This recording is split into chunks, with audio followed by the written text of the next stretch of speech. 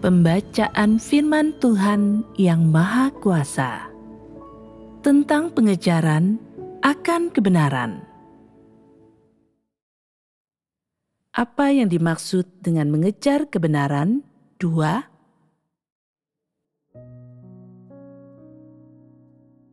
Dalam pertemuan terakhir, kita bersekutu tentang apa yang dimaksud dengan mengejar kebenaran. Mari kita mulai dengan mengulang sedikit apa yang dimaksud dengan mengejar kebenaran. Apakah engkau bisa menjawab pertanyaan ini? Apakah engkau semua telah merenungkannya setelah persekutuan kita sebelumnya? Setelah kita selesai mempersekutukan topik-topik tertentu, engkau harus merenungkannya dan kemudian mengalami dan menjalaninya secara nyata dalam kehidupanmu sehari-hari. Hanya dengan cara demikianlah engkau akan mampu mendapatkan pengetahuan yang benar. Baru setelah itulah engkau akan mampu benar-benar memahami dan menghargai topik yang telah kau renungkan. Baru setelah itulah engkau akan mampu menyampaikan tentang pengalaman nyatamu dan pengetahuanmu yang benar. Bukankah demikian? Ya. Jadi, apakah engkau semua telah merenungkan pertanyaan itu? Apa yang dimaksud dengan mengejar kebenaran?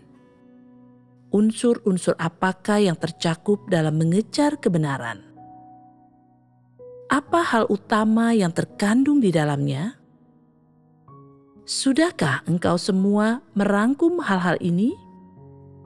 Pada waktu itu, Tuhan memulai dengan mempersekutukan tentang berbagai gagasan, pandangan, dan sikap keliru yang orang miliki berkenaan dengan mengejar kebenaran. Lalu, Tuhan mempersekutukan secara terperinci tentang 5 langkah mengejar kebenaran. Pada dasarnya, ada 2 bagian utama dalam persekutuan kita yang terakhir. Beberapa keadaan negatif atau pandangan keliru yang banyak orang miliki yang berkaitan dengan mengejar kebenaran. Kesalahpahaman manusia tentang mengejar kebenaran. Serta alasan dan pembenaran diri yang orang kemukakan untuk tidak mengejar kebenaran. Itu adalah bagian utama yang pertama.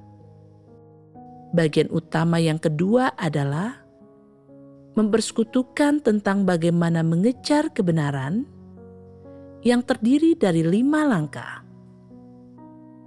Meskipun hanya ada 2 bagian, kita telah membahas banyak detail dan hal-hal spesifik di dalam masing-masing bagiannya. Aku menyingkapkan beberapa pengetahuan dan pemahaman manusia yang menyimpang tentang mengejar kebenaran, dan aku juga mengungkapkan beberapa kesulitan yang orang alami dalam mengejar kebenaran, serta beberapa alasan, pembenaran diri, dan dalih yang dikemukakan orang yang muak akan kebenaran untuk tidak mengejar kebenaran. Sikap negatif yang pasif dan pemahaman yang orang-orang perlihatkan dalam hal mengejar kebenaran sesuai dengan gaya hidup dan pengejaran yang mereka pegang dalam kehidupan nyata mereka, serta sikap yang mereka miliki terhadap kebenaran, semuanya berkaitan dengan perilaku spesifik dan penyikapan tertentu yang orang perlihatkan. Kemudian, berdasarkan berbagai perilaku manusia, aku menyampaikan beberapa cara dan langkah penerapan yang spesifik dalam hal jalan untuk mengejar kebenaran. Apakah semua itu jelas bagimu? Ya. Benarkah sudah jelas? Lalu, mengapa engkau tidak mengatakan sesuatu? Tampaknya hal ini masih belum begitu jelas bagimu. Masih ada lagi yang perlu kita persekutukan.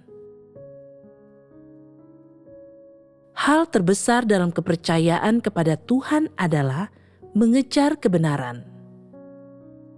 Apa yang dimaksud dengan mengejar kebenaran? Dalam hal mengejar kebenaran, semua yang orang wujudkan memperlihatkan banyak masalah dan kesulitan mereka, dan orang memiliki segala macam pembenaran diri dan alasan untuk tidak mengejar kebenaran.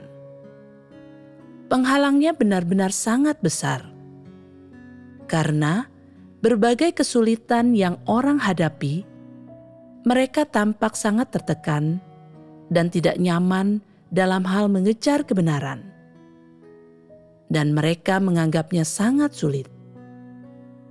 Sebenarnya, pertanyaan itu sendiri, apa yang dimaksud dengan mengejar kebenaran, adalah pertanyaan yang mudah untuk dijawab.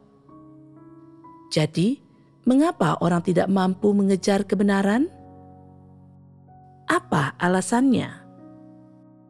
Semua orang membual bahwa mereka memiliki hati nurani dan akal sehat, bahwa mereka benar-benar percaya kepada Tuhan, bahwa mereka mampu melaksanakan tugas mereka, bahwa mereka rela menderita dan siap membayar harga. Lalu mengapa, meskipun memiliki perilaku baik ini sebagai landasan mereka tidak mampu memulai jalan mengejar kebenaran? Mereka memiliki kemanusiaan yang sangat baik, integritas, dan reputasi yang baik. Mereka memiliki tekad, cita-cita, dan harapan tentang pengejaran mereka. Mereka memiliki upaya subjektif mereka, memiliki tekad untuk menanggung kesukaran, dan sikap yang mau membayar harga. Mereka memiliki sikap yang aktif, positif, dan rindu untuk menerima kebenaran. Dengan hal-hal ini sebagai landasan mereka, bagaimana mungkin mereka tidak memenuhi syarat untuk mengejar kebenaran? Mengapa mereka tidak mampu mengejar kebenaran? Di mana sumber masalahnya? Manusia pada dasarnya tidak mencintai kebenaran dan muak akan kebenaran. Itu adalah jawaban yang akurat. Alasan paling mendasar adalah karena manusia memiliki watak yang rusak. Watak rusak manusia berasal dari iblis, dan segala sesuatu yang berasal dari iblis bertentangan dengan Tuhan dan kebenaran. Oleh karena itu, meminta orang untuk mengejar kebenaran adalah sama dengan meminta mereka untuk memberontak terhadap kehidupan dan sifat bawaan mereka, serta meninggalkan cara pengejaran dan sudut pandang bawaan mereka tentang kehidupan. Meminta mereka melepaskan hal-hal yang salah ini, memberontak terhadap kesukaan daging mereka, dan sebaliknya mengejar dan menerapkan firman Tuhan dan kebenaran, yang merupakan hal yang tidak disukai daging mereka, hal yang tidak mereka miliki, dan hal yang mereka pandang remeh, yang mereka benci dan tolak. Melakukan hal-hal inilah yang mereka anggap sulit. Memintamu untuk mengejar kebenaran adalah sama dengan memintamu melepaskan kehidupan bawaanmu. Bukankah itu sama dengan menyerahkan nyawamu? Itu berarti engkau sedang menyerahkan nyawamu sendiri. Apakah orang rela menyerahkan nyawa mereka untuk mengejar kebenaran? Di lubuk hati, mereka berkata, "Aku tidak mau." 100 kali, 1000 kali, 10.000 kali. Aku tidak mau. Bagaimanapun juga, sangatlah sulit bagi orang untuk melepaskan hal-hal bawaan bersifat iblis yang mereka miliki. Ini adalah fakta yang telah benar-benar engkau semua alami secara mendalam. Di lubuk hatinya, orang tidak mau memberontak terhadap daging mereka atau memberontak terhadap kehidupan mereka yang merupakan esensi natur yang berasal dari iblis, ataupun memberontak terhadap sifat bawaan iblis atau natur iblis dalam diri mereka untuk mengejar kebenaran. Jadi, bagi mereka yang memiliki natur iblis, yang hidup berdasarkan watak iblis, mencintai dan mengejar kebenaran bertentangan dengan keinginan mereka, dan mereka enggan melakukannya. Apa sumber penyebab hal ini? Sumber penyebabnya adalah karena sifat-sifat dalam diri manusia berasal dari iblis, dan sifat-sifat itu pada hakikatnya memusuhi Tuhan. Jadi, setelah orang mendengar dan memahami kebenaran, hanya mereka yang mencintai kebenaranlah yang mau berjuang mengejarnya dan membayar harga. Hanya mereka yang memiliki tekad, cita-cita, dan keinginan inilah yang mampu menerapkan kebenaran segera setelah mereka memahaminya. Hanya merekalah yang mampu hidup berdasarkan kebenaran dan hidup dalam kenyataannya. Ada banyak orang yang mau menerapkan kebenaran, tetapi mereka dihalangi oleh natur dan watak iblis mereka. Mereka tidak mampu menerapkan kebenaran, meskipun mereka mungkin ingin melakukannya. Faktanya adalah bahwa dalam kehidupan nyata, menerapkan kebenaran adalah hal yang sangat sulit untuk dilakukan. Memintamu untuk melepaskan pakaian dan perhiasan favoritmu, atau hal-hal yang kau nikmati, atau pekerjaan dan karir yang kau sukai, atau melepaskan kelebihan dan kegemaranmu, atau hal semacam itu adalah hal-hal yang mampu kau lakukan. Engkau mampu memberontak terhadap semua ini. Semua ini mudah dilepaskan. Namun, memintamu untuk memberontak terhadap dagingmu dan watak iblis dalam dirimu untuk menerapkan kebenaran dan tunduk kepada Tuhan, itu jauh lebih sulit. Jika menggunakan kalimat ungkapan untuk menggambarkannya, itu akan seperti memaksa bebek terbang tinggi dan hinggap di ranting pohon, atau menyuruh banteng memanjat pohon. Hal-hal ini terlalu berat bagi mereka. Namun, pasti mudah menyuruh kucing memanjat pohon. Itu hal yang wajar kucing lakukan. Namun, akan sangat tidak mungkin untuk meminta orang memakan jerami daripada memakan daging.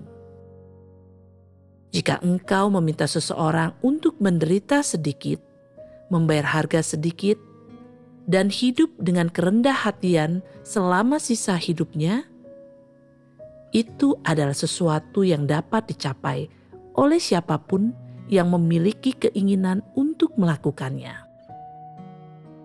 Sebenarnya, kesulitan daging apapun bukanlah masalah besar bagi seseorang yang benar-benar percaya kepada Tuhan dan mendambakan kebenaran.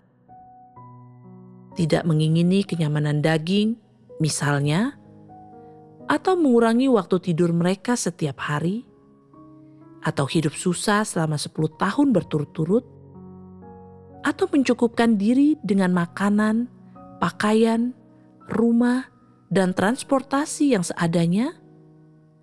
Kesukaran dan harga seperti itu dapat ditanggung oleh siapapun, asalkan mereka memiliki kemauan untuk melakukannya, dan mereka mau mengejar kebenaran serta memiliki sedikit pengendalian diri.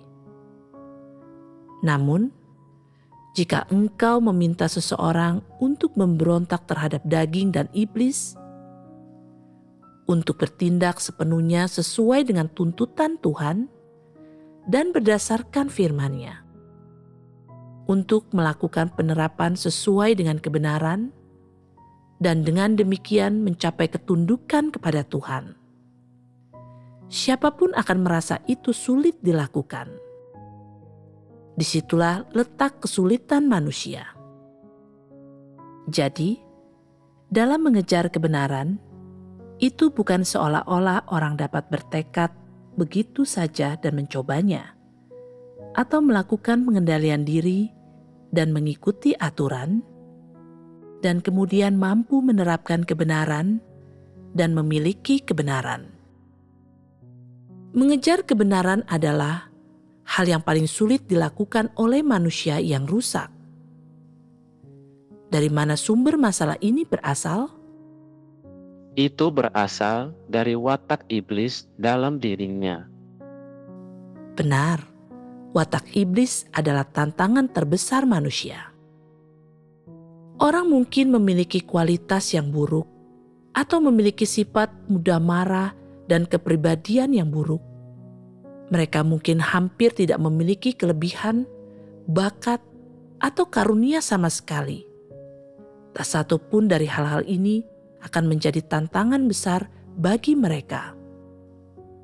Pada akhirnya, masalahnya berasal dari watak rusak manusia. Watak yang rusak membuat tangan dan kaki orang, pikiran dan gagasan mereka, pemikiran mereka, cara berpikir mereka, dan kedalaman jiwa mereka dikendalikan dalam cengkeraman maut watak rusak mereka. Sehingga membuat mereka sulit berjalan, sejengkal pun di jalan mengejar kebenaran. Orang mungkin percaya kepada Tuhan selama 3 atau 5 tahun tanpa mendapatkan apapun. Bahkan ada orang-orang yang telah percaya selama 10, 20, atau 30 tahun dan hanya mendapatkan sedikit hasil darinya. Dan sebagian dari mereka tidak mendapatkan apapun. Betapa miskin dan menyedihkannya orang-orang bertangan kosong itu. Mereka telah percaya kepada Tuhan selama 30 tahun, tetapi tetap miskin dan buta, tidak mendapatkan apapun. Ketika mereka jatuh ke dalam kenegatifan, mereka tidak tahu bagaimana keluar darinya. Ketika mereka jatuh ke dalam kesalahpahaman tentang Tuhan, mereka tidak tahu bagaimana cara menyingkirkannya. Ketika kesulitan menimpa mereka, mereka tidak tahu bagaimana menghadapinya, juga tidak tahu bagaimana menyelesaikan kesulitan semacam itu. Dapatkah orang menyelesaikan masalah hanya dengan menggunakan tekad subjektifnya untuk mengekang diri, atau dengan mengandalkan kesabarannya untuk terus bertahan? Orang mungkin selangkah demi selangkah dengan susah payah melewati keadaan, sampai mereka telah melewatinya, tetapi watak-watak rusak mereka tetap ada. Semua itu belum dibereskan. Berapa kali pun mereka mengalami kenegatifan atau kesalahpahaman tentang Tuhan, atau memiliki gagasan tentang Tuhan, atau gagal dan jatuh dan menjadi lemah. Sampai hari ini pun mereka masih belum mampu memberikan sedikit pun kesaksian pengalaman. Mereka juga tidak mampu mengucapkan sepatah kata pun tentang pemahaman atau pengalaman mereka tentang firman Tuhan. Hati mereka hampa, jiwa mereka kosong. Mereka tidak memiliki pemahaman yang nyata akan kebenaran. Dan mereka tidak memiliki pemahaman yang benar tentang firman Tuhan.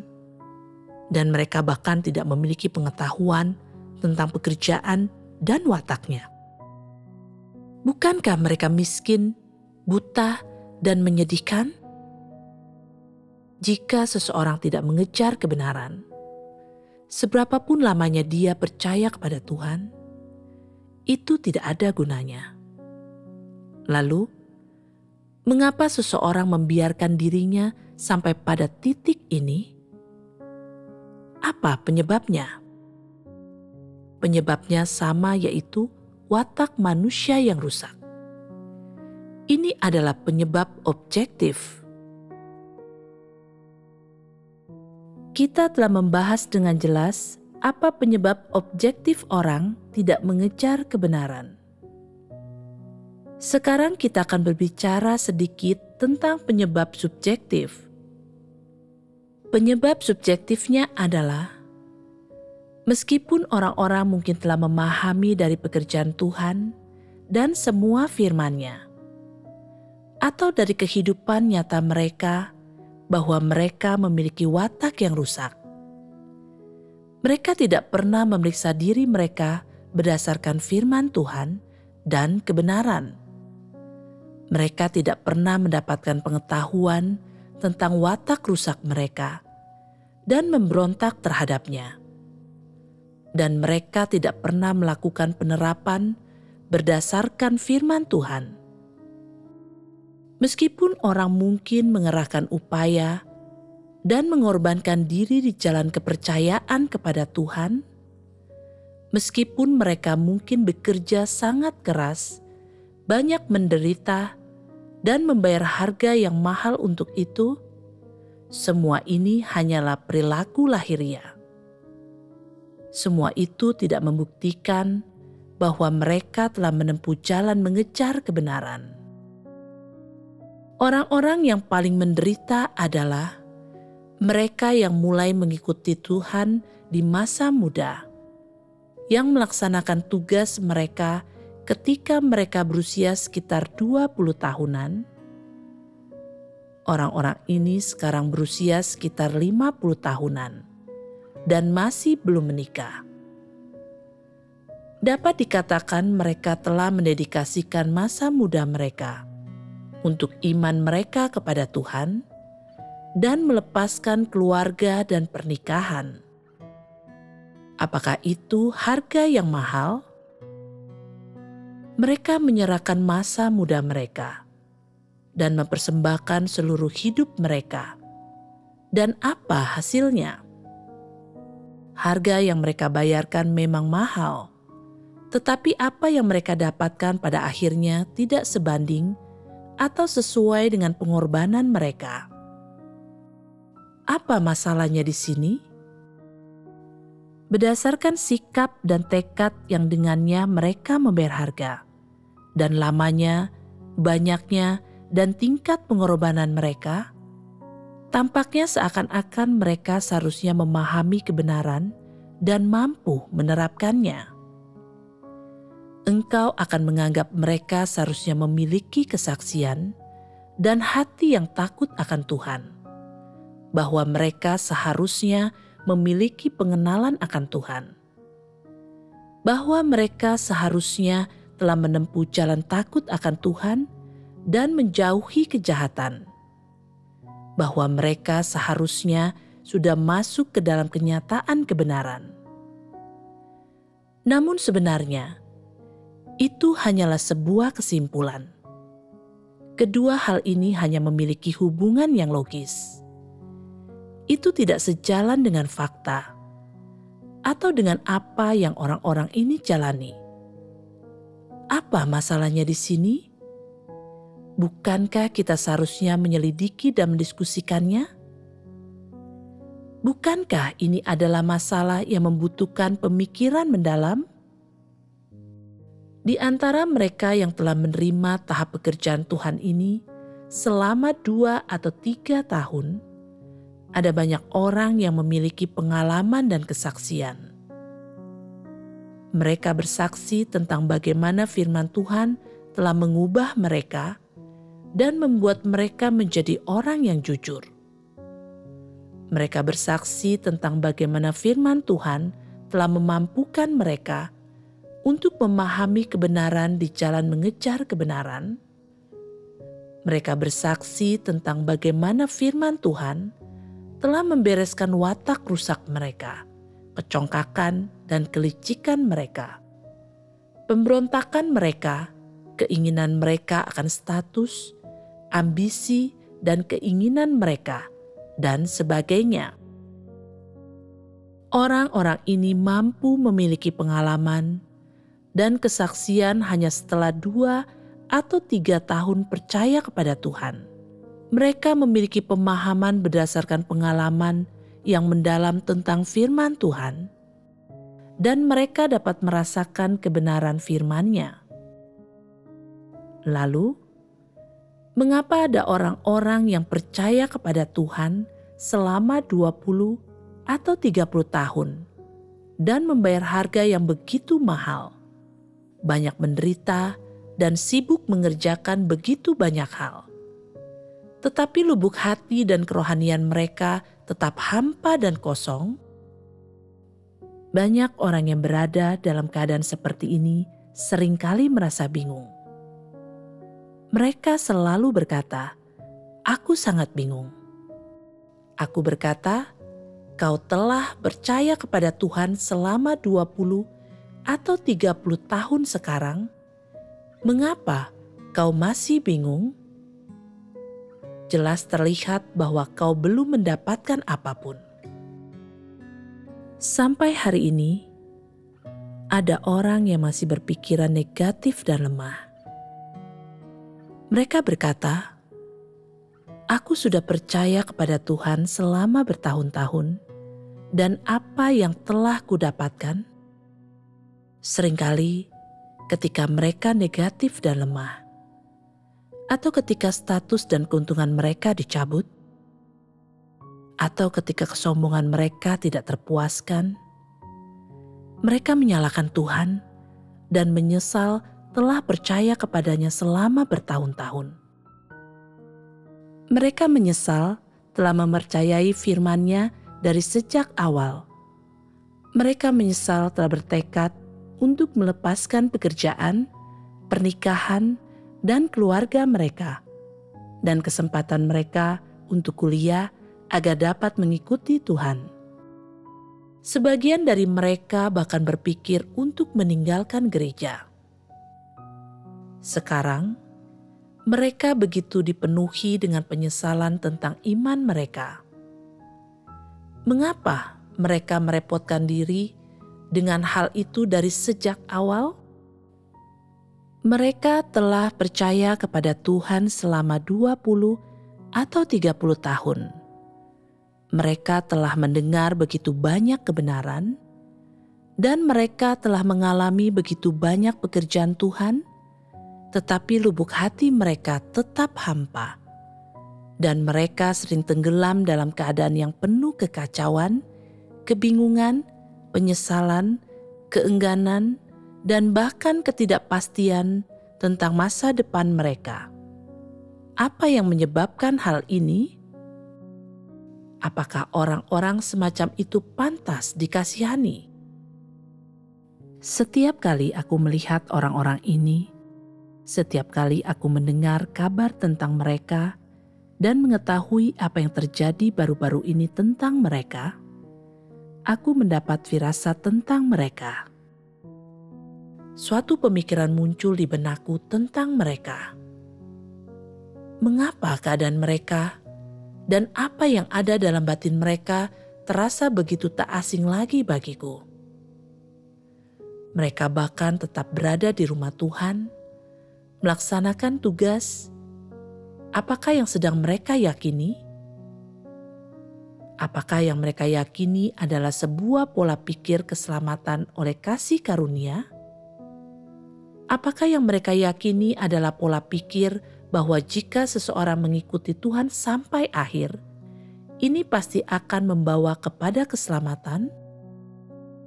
Atau apakah yang mereka yakini adalah mentalitas yang didasarkan pada keberuntungan dan kebetulan?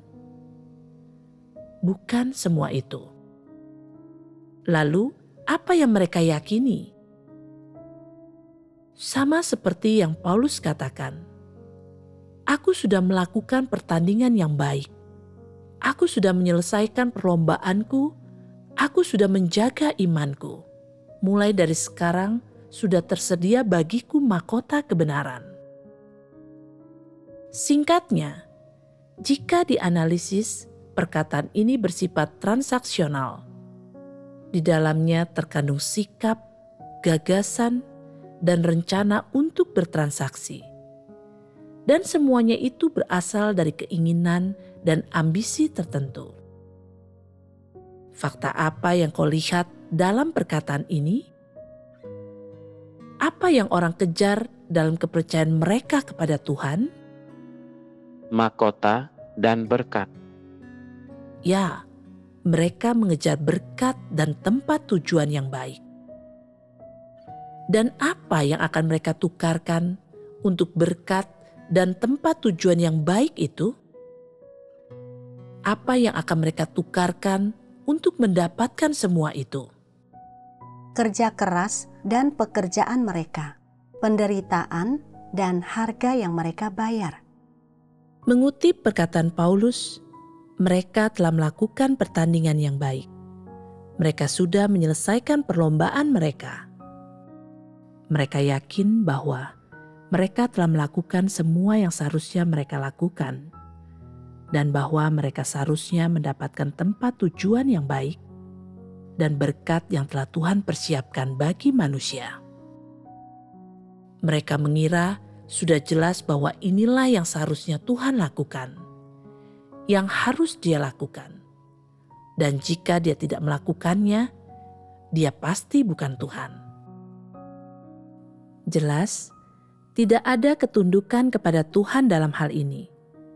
Tidak ada sikap yang mengejar kebenaran, tidak ada sikap atau rencana untuk memenuhi tugas sebagai makhluk ciptaan. Yang ada hanyalah keinginan untuk menukar sedikit hal yang mampu mereka lakukan dengan berkat yang telah Tuhan janjikan kepada manusia. Jadi, orang-orang yang baru saja kita bicarakan ini seringkali merasa ada kehampaan dalam batin mereka, dan bahwa mereka tidak memiliki apapun untuk diyakini di lubuk hati mereka.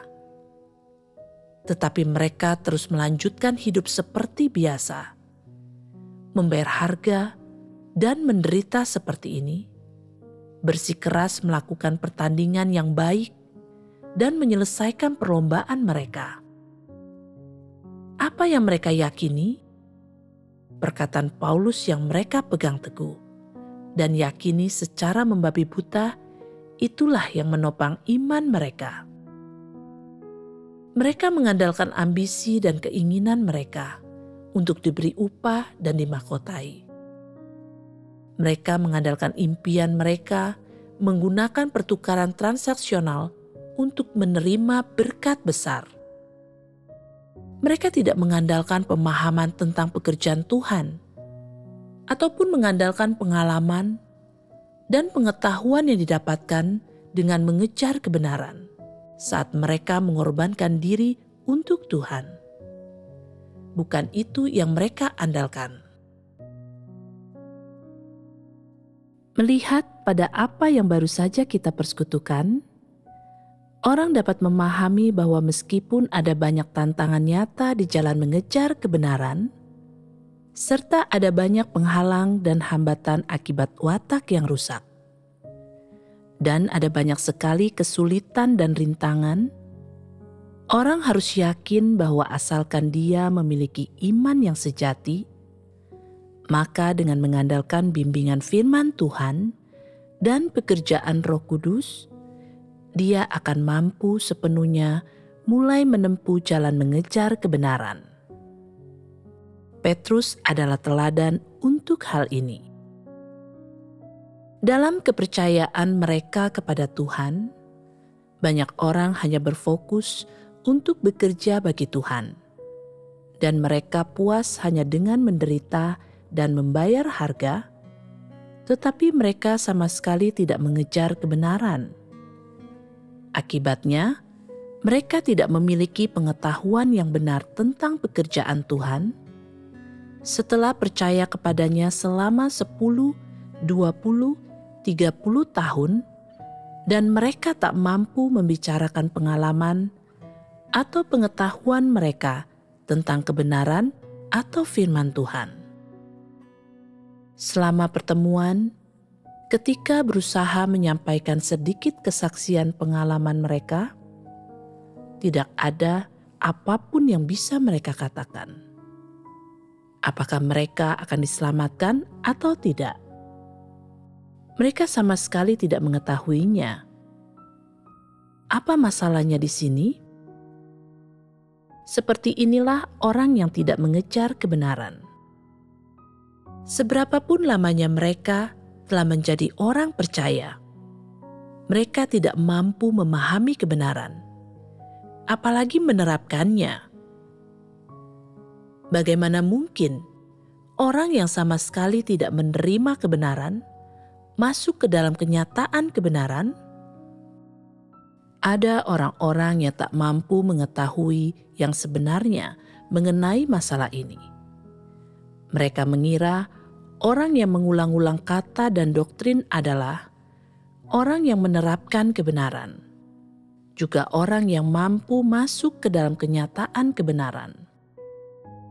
Benarkah demikian? Orang yang mengulang-ulang kata dan doktrin pada dasarnya tidak mampu memahami kebenaran. Jadi, bagaimana mungkin mereka menerapkannya?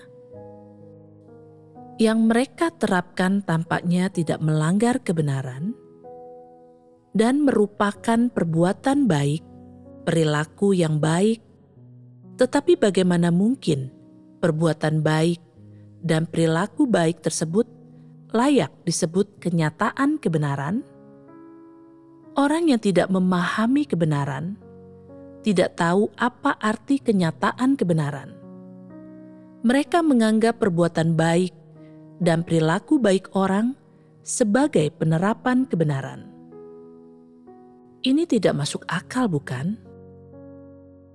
Apa bedanya ini dengan pemikiran dan pandangan orang-orang beragama? Dan bagaimana masalah pemahaman yang menyimpang seperti itu dapat diluruskan? Orang harus terlebih dahulu memahami maksud Tuhan dari dalam firman-Nya. Dan mereka harus tahu apa arti memahami kebenaran dan apa arti menerapkan kebenaran, agar dapat mengetahui yang sebenarnya mengenai orang lain dan mampu mengetahui apakah mereka memiliki kenyataan kebenaran atau tidak. Pekerjaan Tuhan dan penyelamatan manusia oleh Tuhan dimaksudkan untuk membuat orang memahami dan menerapkan kebenaran.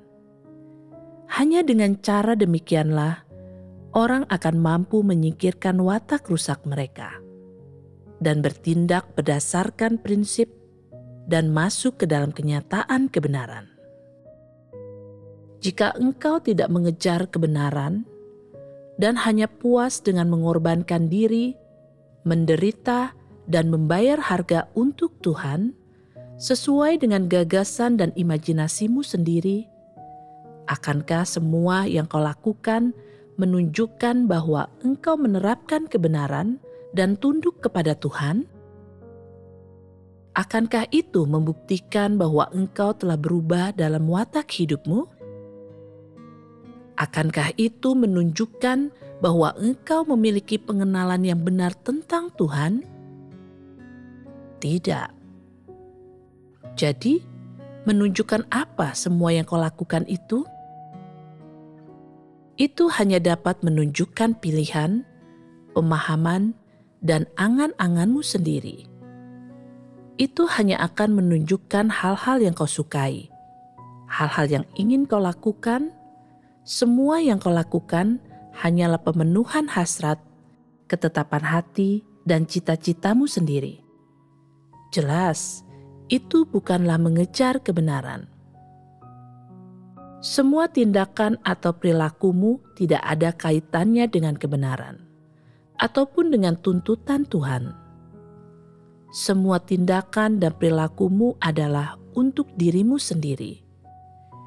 Engkau hanya bekerja, berjuang, dan sibuk demi cita-cita, reputasi, dan statusmu sendiri. Ini membuatmu tidak ada bedanya dengan Paulus yang berjerih lelah dan bekerja sepanjang hidupnya, semata-mata untuk mendapatkan upah, memperoleh mahkota, dan masuk ke dalam kerajaan sorga. Ini memperlihatkan bahwa engkau jelas sedang menempuh jalan Paulus. Ada orang yang berkata, "Aku berjerih lelah dan bekerja dengan sukarela. Aku belum pernah berusaha bertransaksi dengan Tuhan." Masalahnya, bukan apakah engkau pernah berusaha bertransaksi dengan Tuhan atau tidak.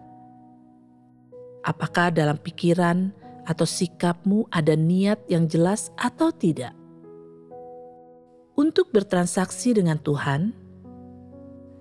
Apakah engkau memiliki rencana dan tujuan seperti itu atau tidak? Masalahnya adalah engkau sedang berusaha menukar jerih lelah dan kerja kerasmu, kesukaranmu, dan harga yang telah kau bayar dengan upah dan mahkota kerajaan surga. Inti dari masalah ini adalah engkau berusaha bertransaksi dengan Tuhan, hanya saja engkau tidak menyadari bahwa engkau sedang melakukannya. Apapun alasannya, selama seseorang mengalami kesukaran dan membayar harga demi mendapatkan berkat, esensi pengejarannya sama dengan esensi pengejaran Paulus. Dalam hal apakah mereka sama? Mereka berdua berusaha menukar perilaku baik mereka, kerja keras mereka, kesukaran yang mereka alami, harga yang mereka bayar, dan sebagainya. Dengan berkat Tuhan, dengan berkat yang dijanjikan kepada manusia. Bukankah hal-hal ini pada dasarnya sama? Mereka berdua pada dasarnya sama. Sama sekali tidak ada perbedaan.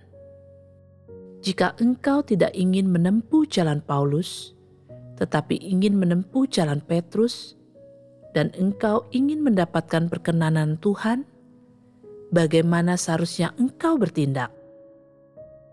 Tidak diragukan lagi. Engkau harus belajar mengejar kebenaran.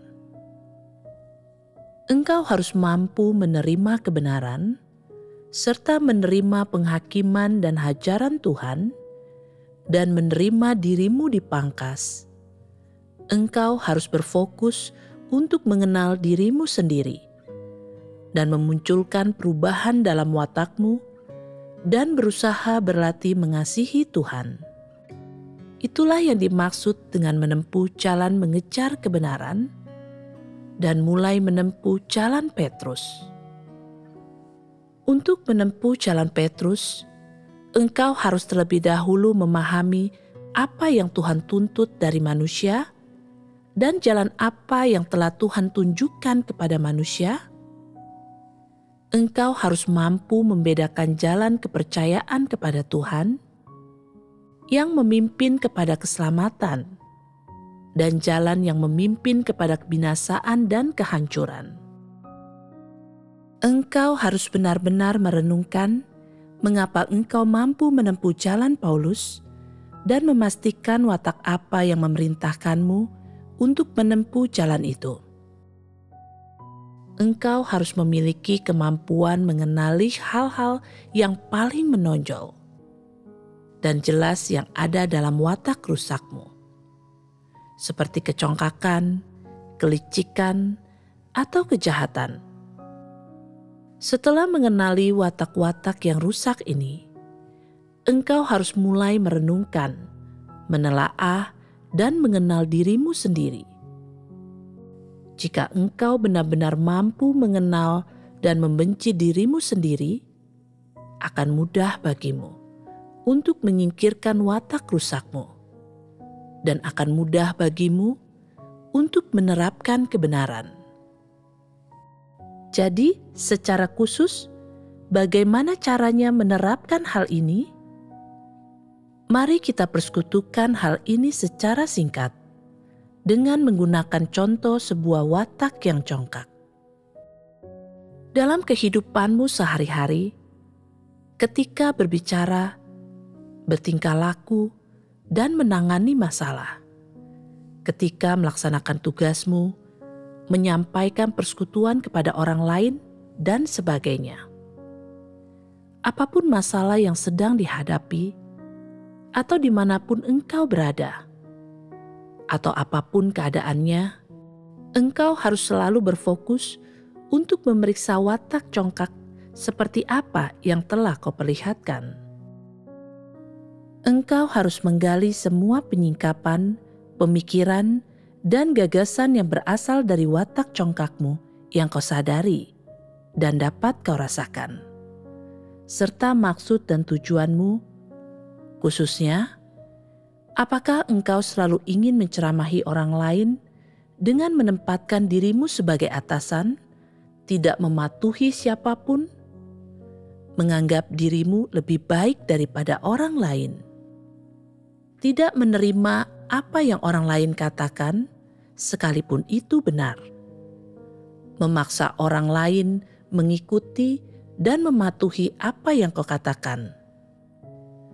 Meskipun engkau salah, selalu punya kecenderungan mengambil alih pimpinan, tidak patuh, dan membenarkan diri ketika para pemimpin dan pekerja memangkasmu, menuduh mereka sebagai pemimpin dan pekerja palsu, selalu mengutuk orang lain dan meninggikan dirimu sendiri, selalu menganggap dirimu lebih baik daripada orang lain, selalu ingin menjadi orang yang terkenal dan terkemuka, selalu suka pamer agar orang lain mengagumi dan memujamu.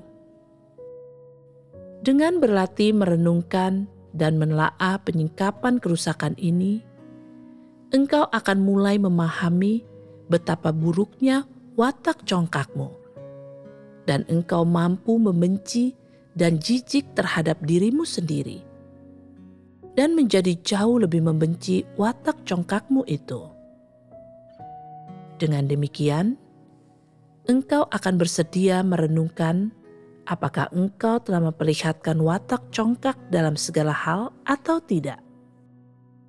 Di satu sisi, engkau harus merenungkan watak congkak dan sikap merasa diri benar seperti apa yang kau perlihatkan dalam ucapanmu, hal-hal sombong, congkak, dan tak masuk akal seperti apa yang kau katakan.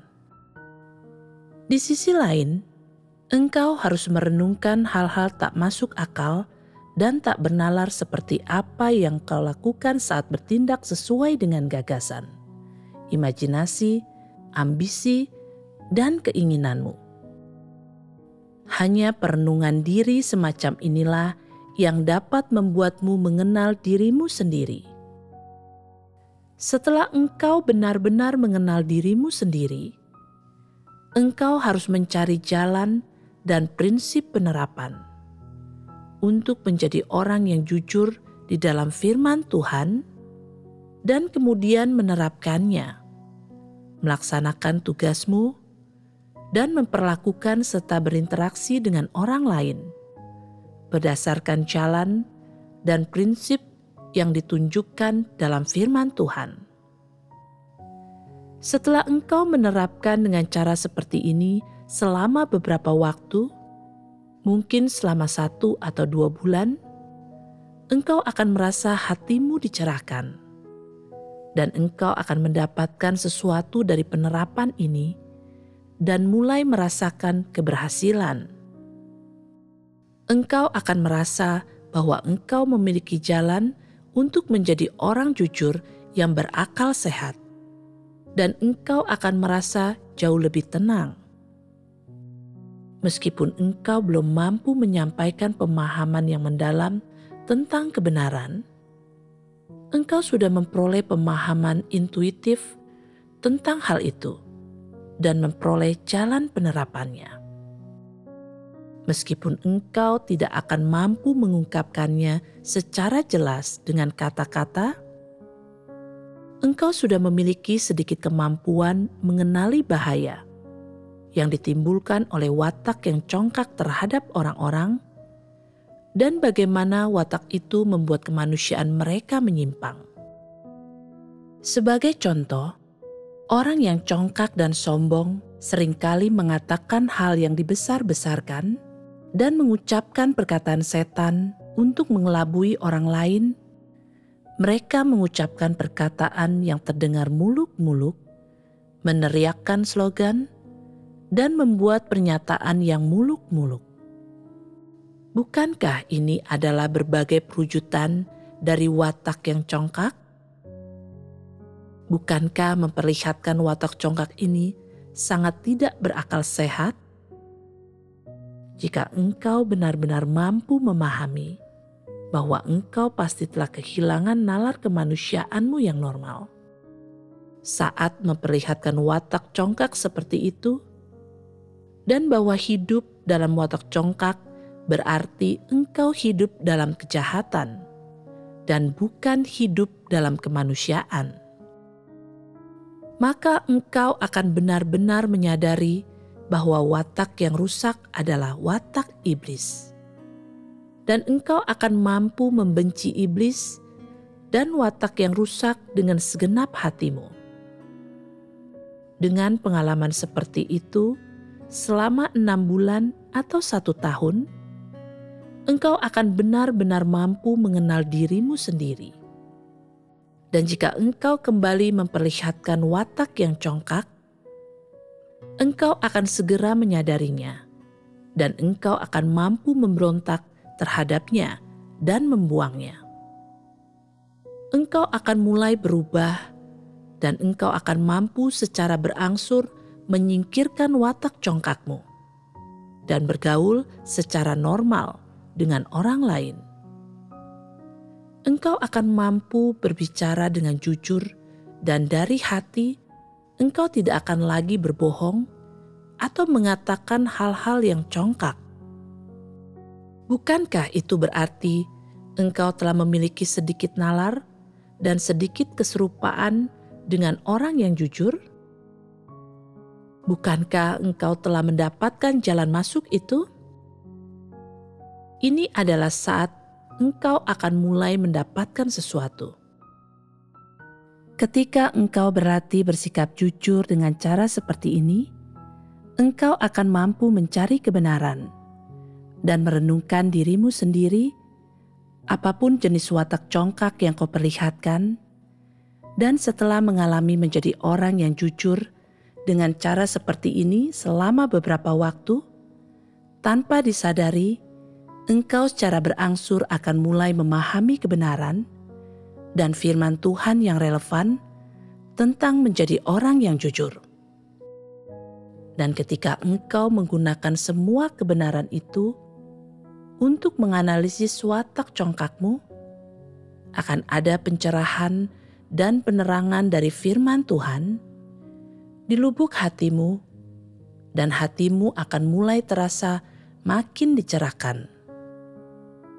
Engkau akan melihat dengan jelas kerusakan yang orang alami akibat wataknya yang congkak dan keburukan yang harus dijalaninya. Karena watak congkak tersebut, dan engkau akan mampu mengenali setiap keadaan rusak yang orang alami saat dia memperlihatkan watak yang congkak. Makin engkau menelaahnya, makin engkau akan melihat dengan jelas keburukan iblis, dan makin engkau akan membenci iblis. Dengan demikian, akan mudah bagimu untuk menyingkirkan watak congkakmu. Ketika pemahamanmu telah mencapai taraf ini, kebenaran yang relevan di dalam firman Tuhan akan menjadi sangat jelas bagimu. Dan engkau akan memahami bahwa semua yang Tuhan tuntut dari manusia adalah apa yang seharusnya dimiliki dan dijalani oleh manusia yang memiliki kemanusiaan normal. Dengan pemahaman ini, menerapkan kebenaran tidak akan lagi terasa sulit bagimu. Sebaliknya, engkau akan yakin bahwa menerapkan kebenaran itu sepenuhnya wajar dan dapat dibenarkan, bahwa seperti itulah manusia seharusnya hidup. Pada saat itulah engkau akan menerapkan firman Tuhan dan kebenaran secara spontan, positif, dan proaktif. Dan pada saat yang sama, engkau akan makin mencintai kebenaran. Hal-hal positif dalam hatimu akan bertambah, dan pemahaman yang benar tentang Tuhan akan secara perlahan muncul.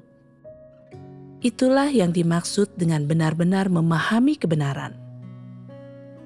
Engkau akan memiliki pandangan dan sudut pandang yang benar tentang segala hal, dan pemahaman yang sejati ini serta pandangan yang benar ini akan secara berangsur mengakar di dalam hatimu.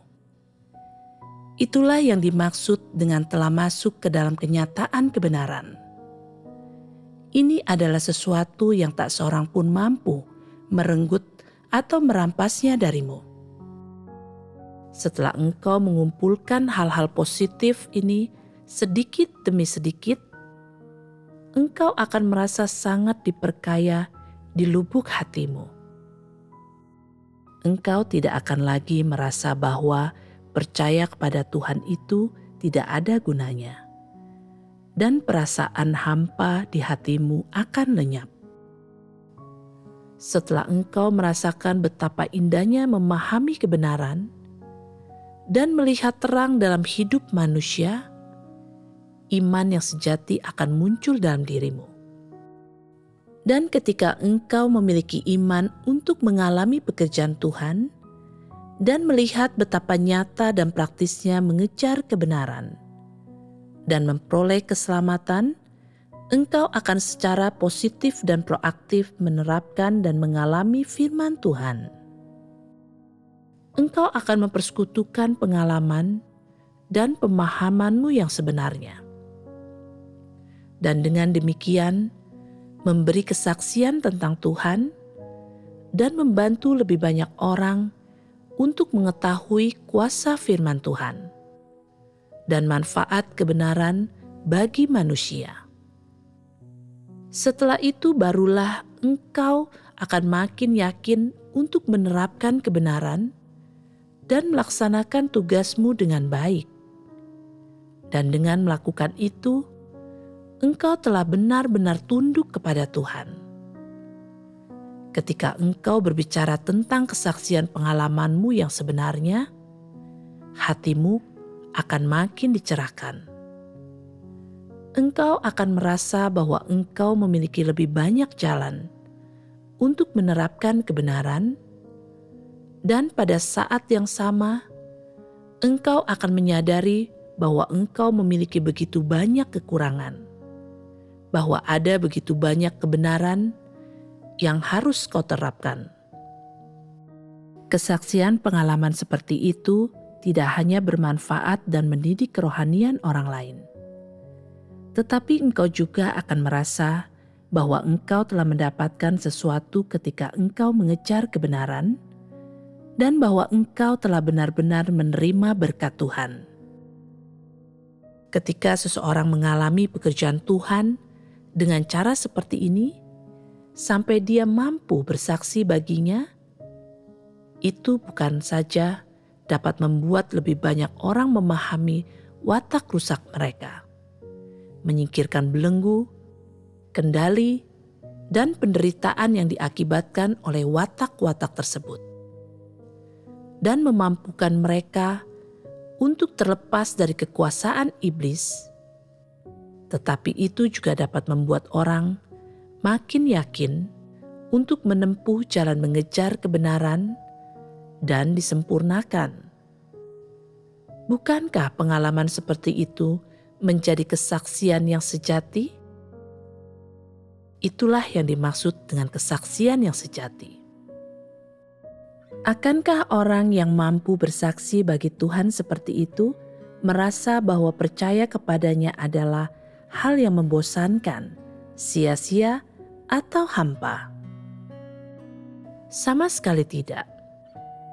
Ketika seseorang mampu bersaksi bagi Tuhan, dan ketika dia benar-benar mengenal Tuhan, lubuk hatinya dipenuhi dengan kedamaian dan sukacita, dan dia merasa diperkaya dan sangat tenang.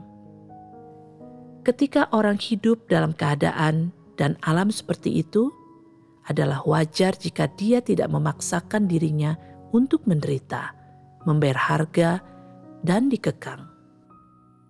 Dia tidak memaksa dirinya untuk hanya mendisiplinkan tubuhnya dan memberontak terhadap daging.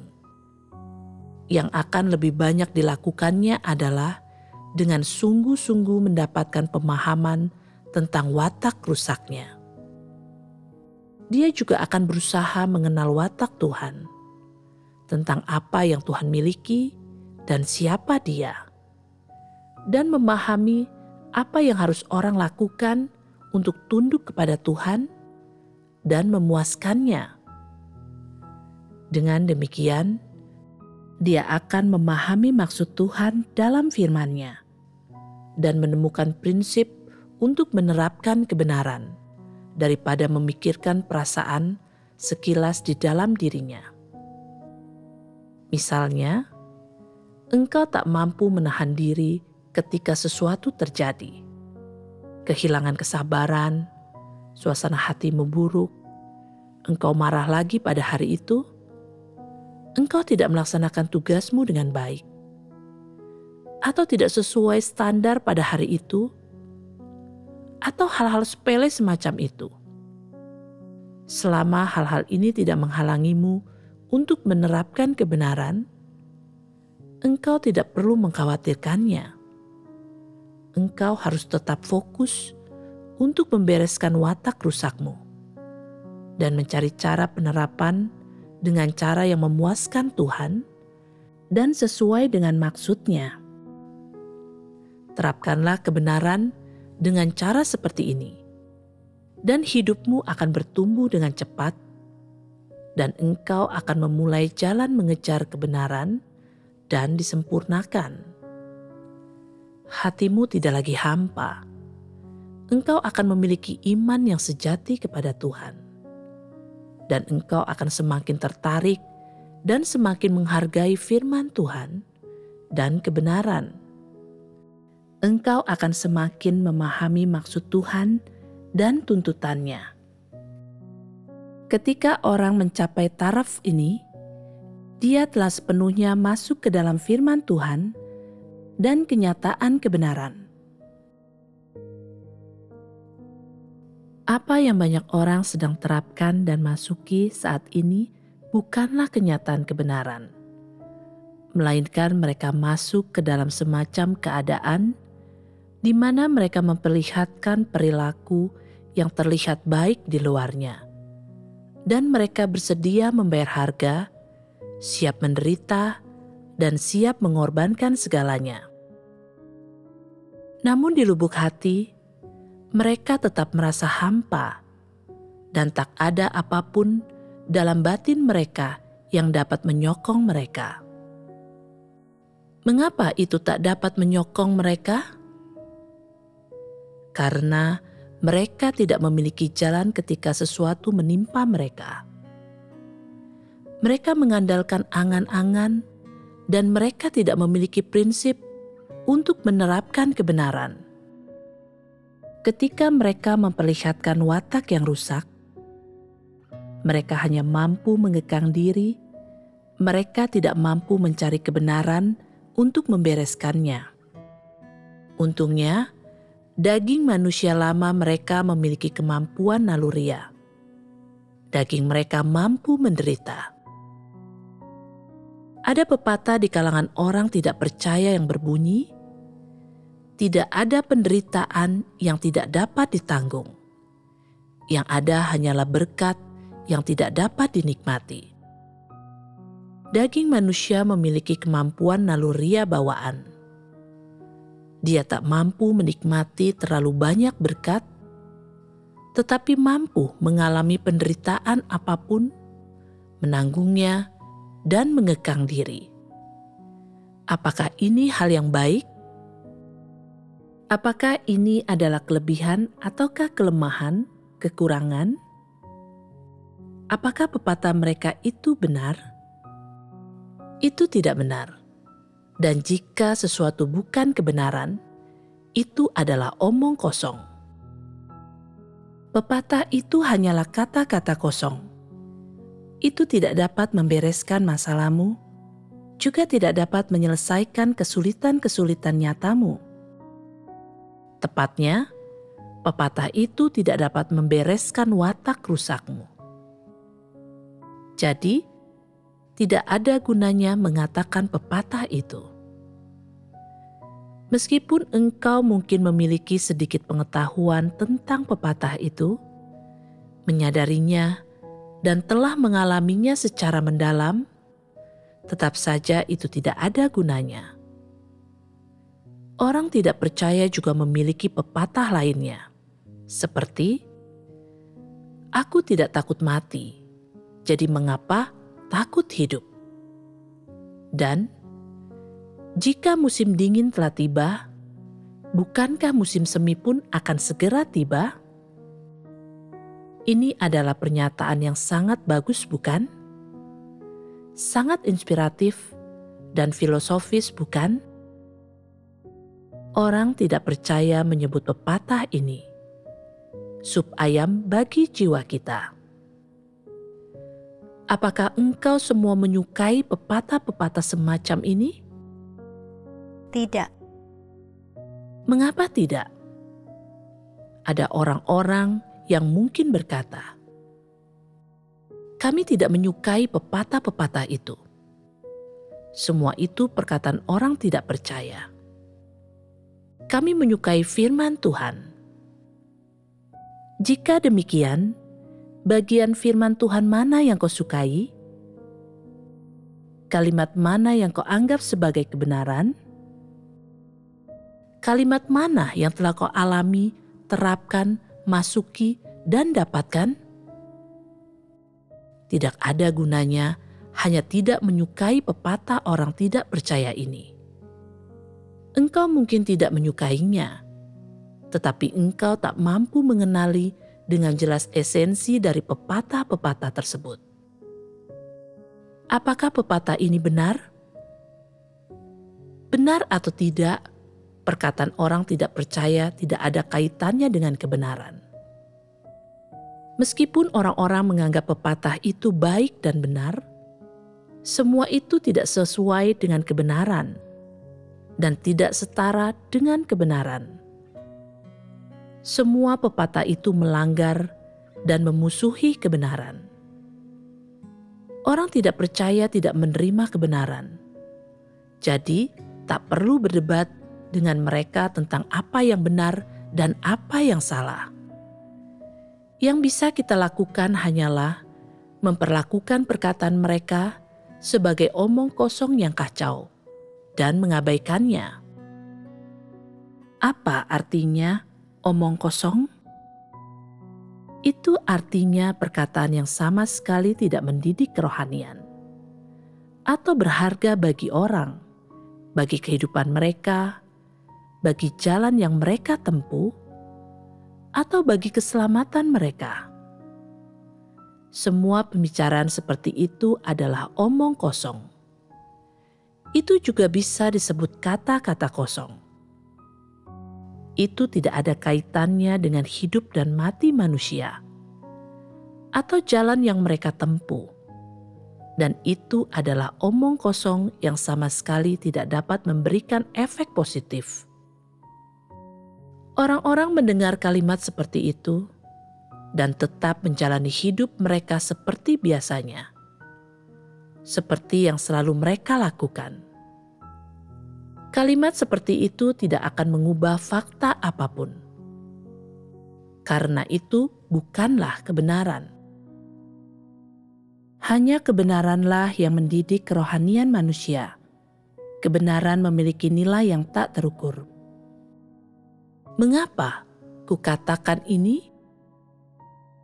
Karena kebenaran mampu mengubah nasib orang dan mampu mengubah pemikiran dan pandangan mereka, dan apa yang ada dalam batin mereka.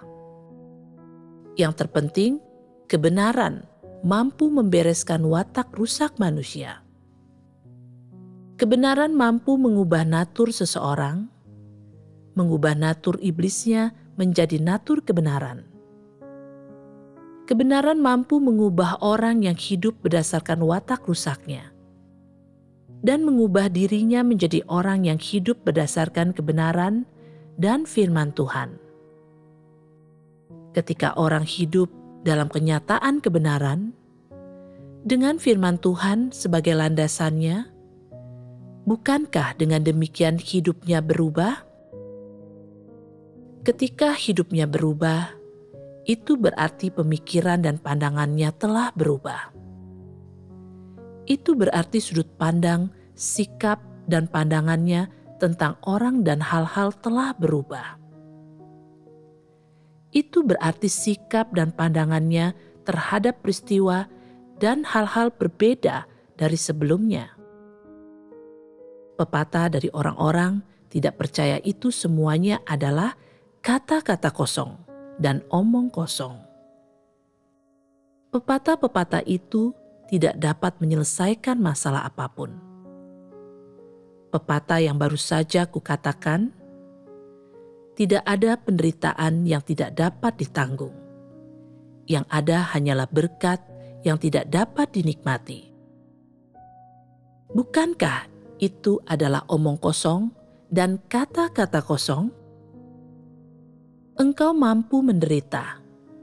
Memangnya kenapa? Engkau bukan menderita agar dapat memperoleh kebenaran. Engkau menderita agar dapat menikmati gengsi dan status.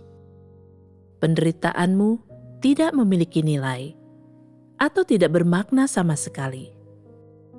Lihatlah faktanya. Engkau telah sangat menderita dan membayar harga yang begitu mahal. Tetapi engkau tetap tidak mengenal dirimu sendiri dan bahkan tidak mampu memahami pemikiran dan gagasan yang muncul dari watak rusakmu. Engkau juga tidak mampu membereskannya. Jadi menurutmu, dapatkah engkau memiliki jalan masuk kehidupan? Apakah penderitaanmu bernilai? Penderitaanmu sama sekali tidak memiliki nilai. Penderitaan beberapa orang memiliki nilai. Misalnya, penderitaan yang orang alami agar dapat memperoleh kebenaran adalah penderitaan yang bernilai.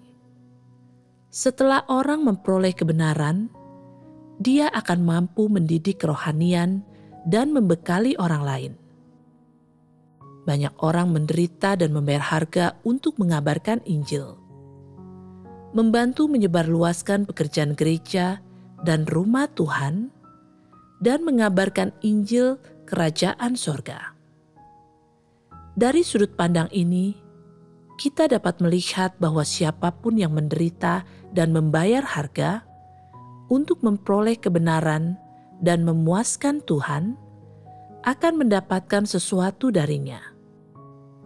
Orang-orang ini akan mendapatkan perkenanan Tuhan. Namun, ada orang-orang yang tidak mengejar kebenaran, dan meskipun mereka mengorbankan diri dan menderita bagi Tuhan, dan menerima kebaikannya, kebaikan tersebut tak lebih daripada belas kasihan. Dan kesabaran Tuhan dan cerminan dari kebaikan yang Dia perlihatkan kepada manusia, serta kasih karunia yang Dia anugerahkan kepada manusia. Kasih karunia seperti apa? Sedikit berkat materi, tak lebih dari itu. Apakah itu yang kau inginkan? Apakah itu tujuan akhirmu ketika percaya kepada Tuhan? Kurasa tidak. Sejak hari ketika engkau mulai percaya kepada Tuhan, apakah engkau hanya mengharapkan kebaikannya, perlindungannya, dan sedikit berkat materi yang Dia anugerahkan? Apakah hal-hal itu yang kau inginkan? Apakah itu yang kau kejar dalam kepercayaanmu kepada Tuhan? Dapatkah hal-hal ini membereskan masalah keselamatanmu? Tidak. Tampaknya engkau semua berpikir cukup jernih. Engkau memahami apa yang krusial dan apa yang penting. Engkau tidak bingung. Engkau tahu apa yang memiliki bobot dan apa yang tidak. Namun, apakah engkau dapat memulai jalan mengejar kebenaran atau tidak, belum bisa dipastikan.